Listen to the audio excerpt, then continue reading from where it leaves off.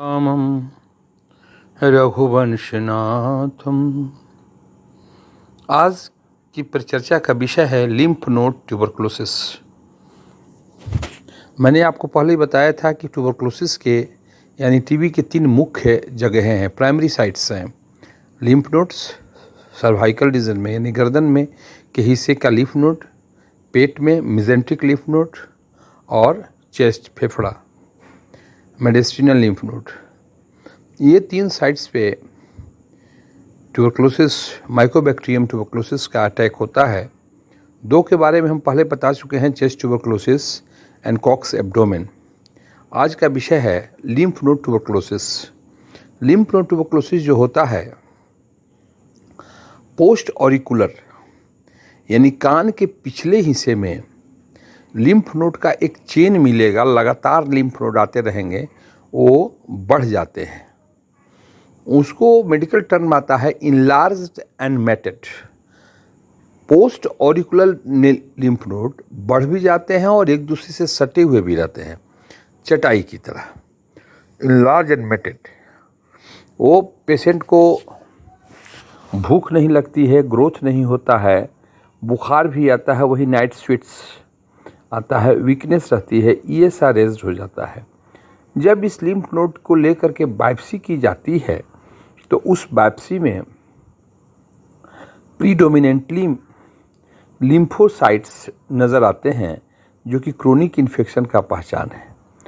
तो इस तरह से हम इसके डायग्नोसिस तक पहुंच सकते हैं और उसका हम इलाज anti tubercular drugs like rifampicin, isoniazid, ethambutol, pyrazinamide से कर सकते हैं विथ बी कॉम्प्लेक्स। कभी कभी ये देखा गया है कि ये सिंगल ड्रग थेरेपी भी लोग चलाते हैं, लेकिन नहीं देना चाहिए। कम से कम डबल ड्रग थेरेपी देनी चाहिए और 4 से 6 महीने के भीतर ये लिम्फ नोड नॉर्मल हो जाते हैं और पेशेंट के स्टेटस में भी, हेल्थ के स्टेटस में भी काफ़ी ज़्यादा सुधार होता है। इसके जो पेशेंट होते हैं वो एक्चुअली 10 इयर्स बिलो के बच्चे होते हैं। 10 इयर्स बिलो के बच्चे होते हैं। Enlarged and matted post auricular.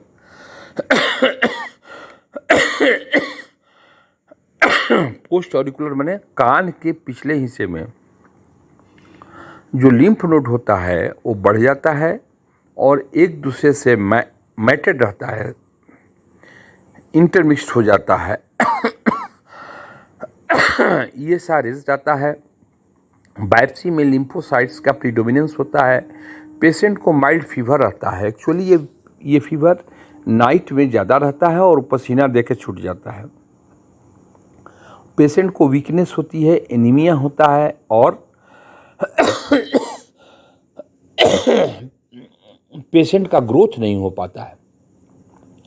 इस तरह से हम लोगों को इस ट्यूबरकुलोसिस के बारे में पता चल जाता है। जब पता चल जाता है तो इसका प्रॉपर ट्रीटमेंट होना चाहिए। पहले तो पेशेंट को बैलेंस्ड डाइट दीजिए, vitamin B complex, vitamins and minerals, green vegetables and proper medication, आर्सिन, रिफाम्पिसिन, आइसोनेक्स, इथाम्बुटोल, पैराजिनामाइड की गोली हम देंगे। बच्चों में सिरप भी आता है, इसका प्रयोग करने से उसका पेशेंट एफेब्राइल हो जाता है और वो जो लिम्फ नोड्स हैं वो ख़त्म हो जाते हैं, वो सबसाइड कर जाते हैं।